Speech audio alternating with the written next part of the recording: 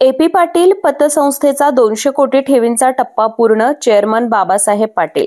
हसूर तालुका शिरोळ येथील एपी पाटील सर्वोदय ग्रामीण सहकारी पतसंस्थेने 200 कोटी ठेवींचा टप्पा पूर्ण केला असून सभासदांच्या पाठबळावरच संस्थेची यशस्वी घोडदौड सुरू असल्याची माहिती चेअरमन बाबासो पाटील यांनी दिली.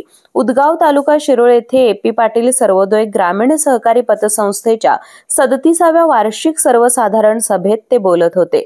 प्रारंभी मान्यवरांच्या हस्ते संस्थेचे संस्थापक चेअरमन स्वर्गीय एपी पाटील यांच्या प्रतिमेचं पूजन करण्यात आलं. अहवाल वाचन करताना संस्थेचे चेअरमन बाबासाहेब पाटील म्हणाले, संस्थेचे सभासद आणि ग्राहकांच्या सहकार्यामुळे संस्थेला 150 ते 200 कोटी ठेवीच्या गटात दीपस्तंभ पुरस्कार 2024 ने सन्मानित करण्यात आले.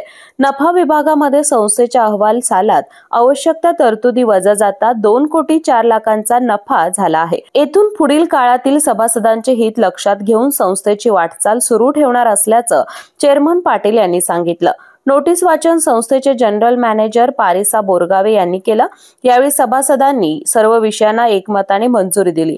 दरम्यान 10वी-12वी परीक्षेत चांगल्या गुणांनी उत्तीर्ण झालेल्या तसेच विविध स्पर्धा परीक्षेत उल्लेखनीय कामगिरी करणाऱ्या सभासदांच्या मुलांचा संस्थेच्या वतीनं सत्कार करण्यात आला.